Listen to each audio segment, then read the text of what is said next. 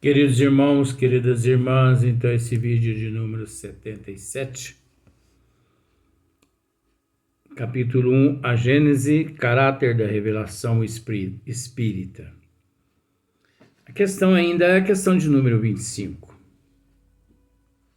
Então, estamos tratando a respeito do Deus justo, bom e misericordioso, que a partir de então, nosso Senhor Jesus Cristo, Ele nos trouxe, né?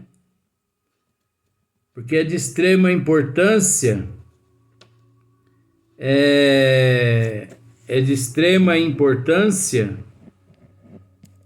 que Allan Kardec, entre Moisés, Jesus e a terceira revelação, Allan Kardec e Hippolyte Léon Desardes Rivail, ele nos promete, na verdade,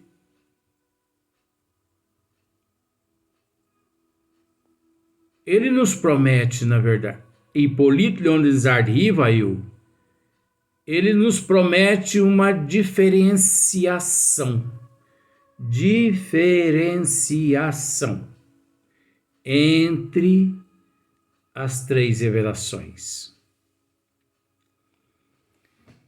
Então, até agora, tratando-se da primeira revelação e da segunda revelação, você percebe quanta diferença na íntegra deparamos.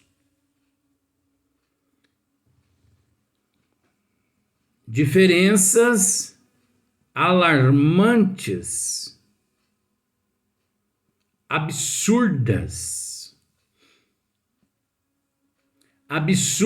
no sentido de saber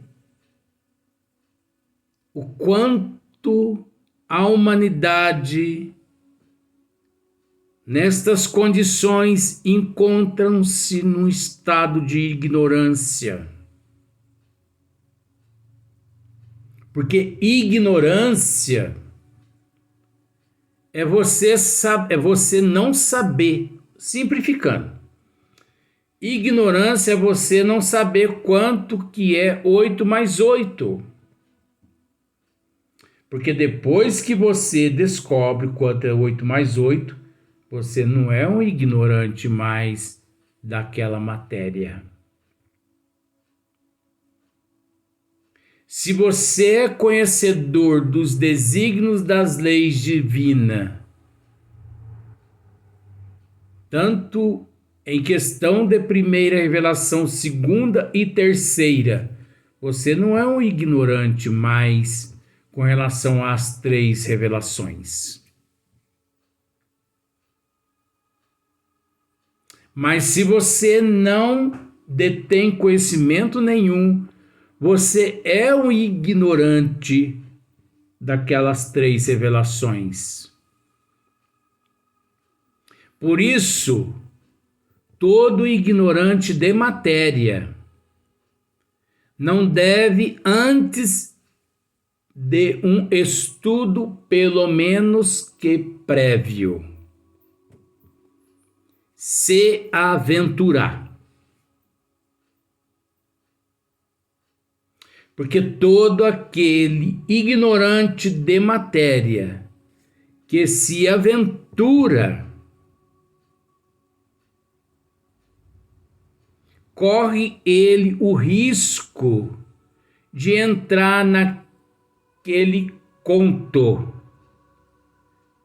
Cego conduzindo cego, a tendência é que todos venham a cair no mesmo precipício. E nós temos visto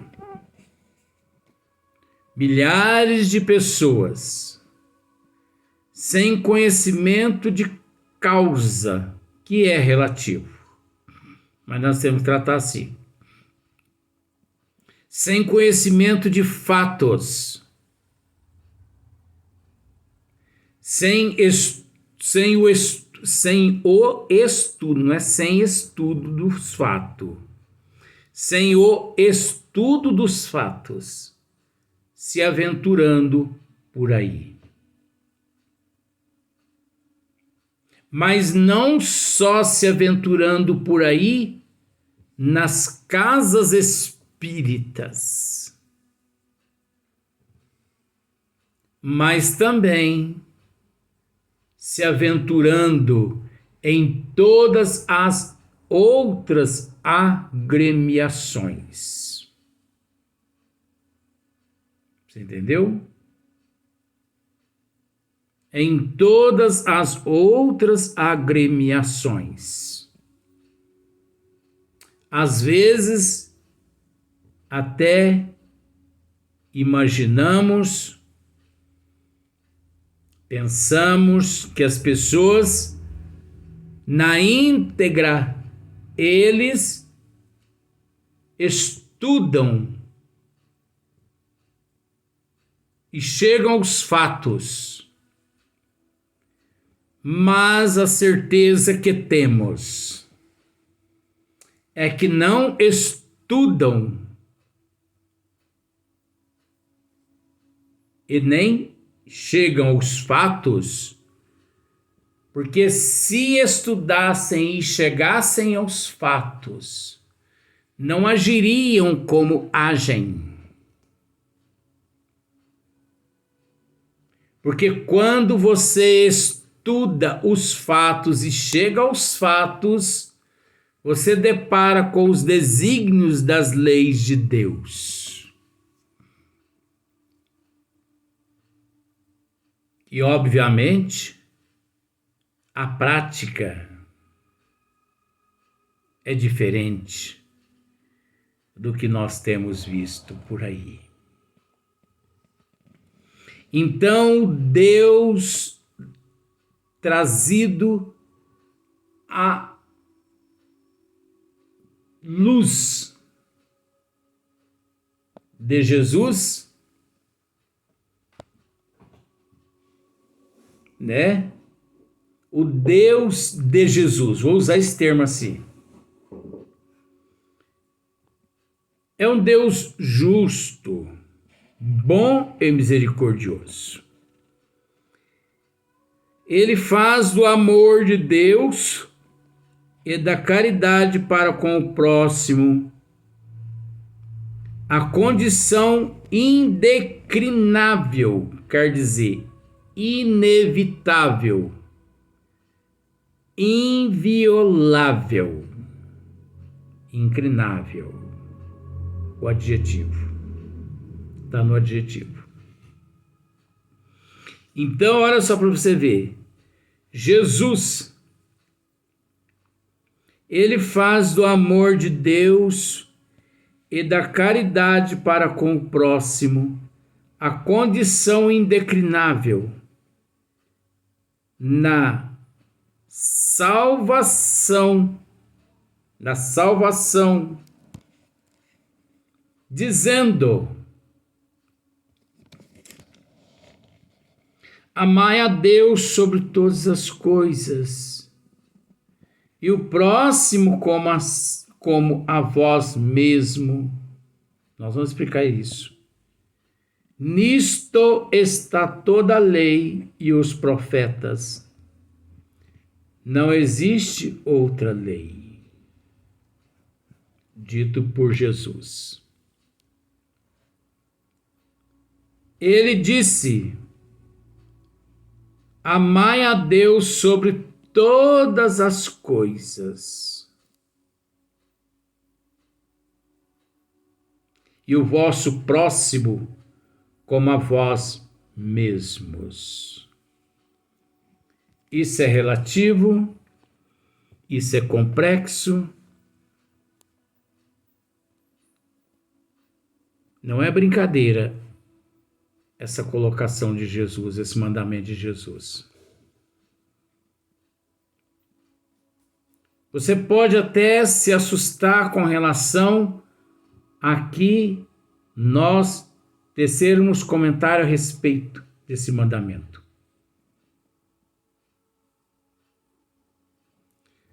Mas não podemos nos esquecer que nós estamos esmiuçando a Gênese, a origem, o princípio.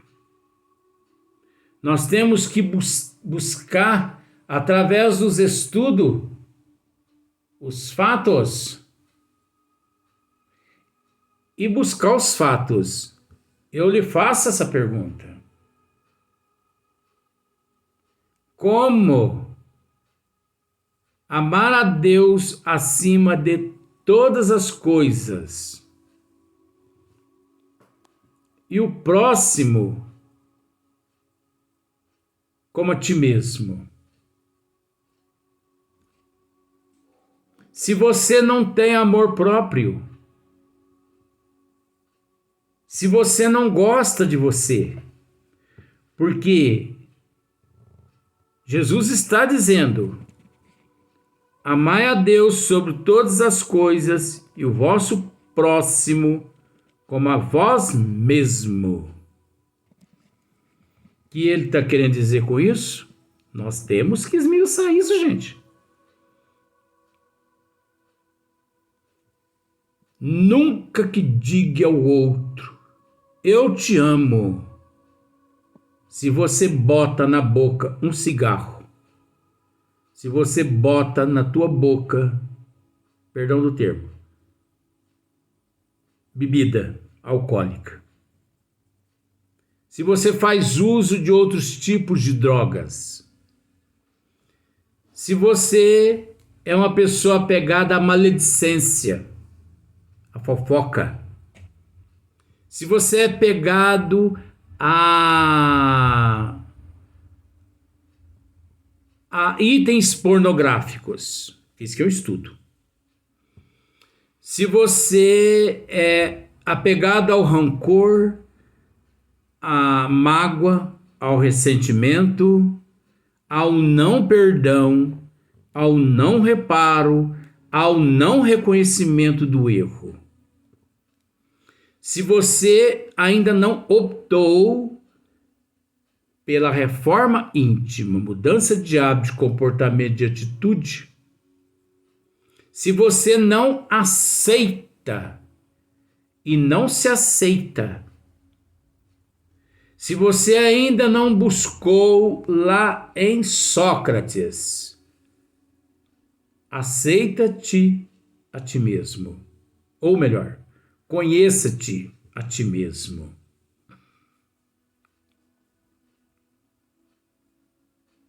Se você ainda participa de churrascada, se você ainda participa de carnaval, de bailes, barzinhos, a bebida social, esses ambientes imundos de ectoplasmas negativos,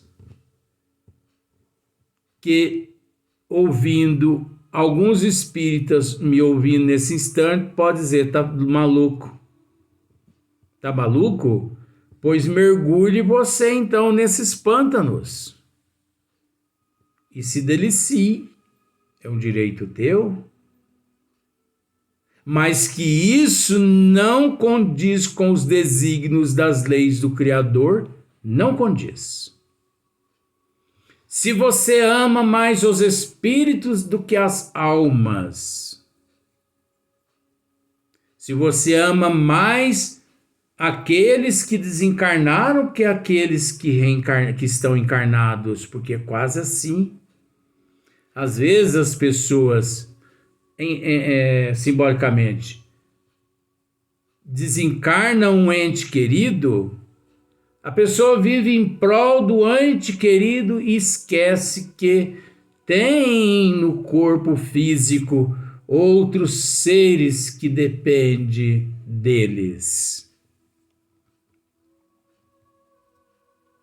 Você que não procura se compenetrar com a natureza de Deus, que é a forma de Deus. Você que não se preocupa hoje em ser melhor que ontem e amanhã melhor que hoje. Você que ignora os outros, você que sente inveja, ciúme, orgulho, egoísmo, vaidade, fantasia, ilusão. Você que repara os defeitos dos outros. Você não tem amor próprio. E se você encontra-se inserido em todas estas condições e outras que não precisa dizer, nunca que diga àquele que está ao teu lado, eu te amo. Respeite a pessoa. Respeite. Porque não respeitar a si próprio é um direito teu, devido ao teu livre-arbítrio. Mas deixar de respeitar o próximo, não se colocando no lugar dele, ao ponto de dizer, eu te amo, faça isso não. Seja verdadeiro com você mesmo ou mesma. Porque isso não somos nós quem estamos dizendo. Jesus, quem assim nos disse, amar a Deus sobre todas as coisas e o próximo como a ti mesmo. Então significa, ninguém consegue amar ninguém sem antes amar a si próprio. Isso é tudo enganação que a gente vê por aí. Esse conceito de amor, de felicidade, isso é tudo enganação. Isso faz parte do amor, do Deus de Moisés. Em outras passagens, para um jovem, Jesus disse, amarás teu Deus. Amarás teu Deus de sobre todas as coisas. Amarás teu Deus acima de todas as coisas e o próximo como a si mesmo. Amarás o teu Deus. Jesus complicou muito mais ainda nesse mandamento. Por quê? Que é Deus para mim? Que é Deus para você?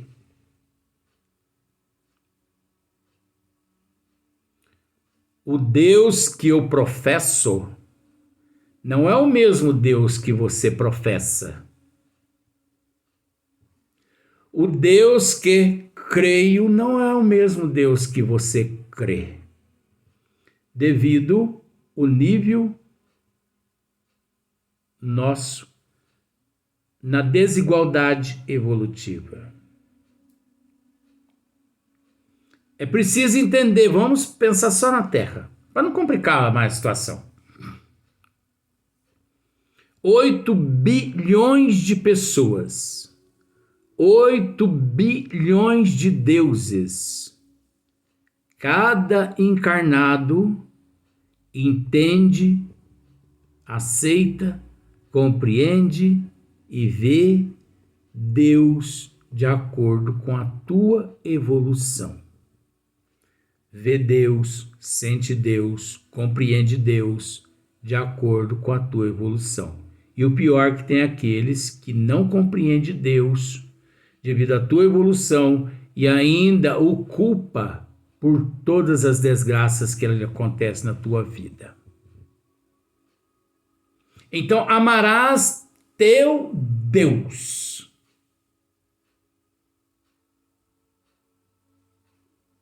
Amarás teu Deus acima de todas as coisas e o teu próximo como a ti mesmo. Então, observa que Jesus, usando o termo, jogou na mão daquele jovem 2 tratados eterno que praticamente não é impossível de ser solucionado, mas que terá aquele jovem a eternidade para trabalhar, hoje ser melhor que ontem, amanhã melhor que hoje. Amarás teu Deus, porque eu não vou dizer quem é meu Deus, mas eu vou dizer que é meu Deus. Aí eu vou dizer que é teu Deus, porque o meu Deus não é o teu Deus. Como o meu Deus não é o Deus de 8 bilhões de pessoas no mundo. Você entende a psicologia? Porque nós compreendemos Deus de acordo com as nossas necessidades, de acordo com as nossas capacidades evolutivas. Porque até a compreensão de Deus, ou melhor, até a compreensão a respeito de Deus encontra-se inserido no processo da desigualdade evolutiva.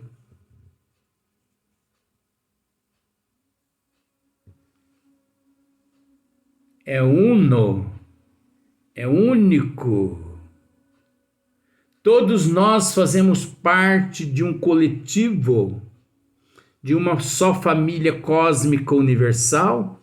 Sim, mas nós não podemos nos esquecer que cada um de nós somos constituídos de uma unidade. Além de sermos constituídos de vários elementos espirituais, constituídos de vários elementos físicos, né? E ainda existe esse outro fator.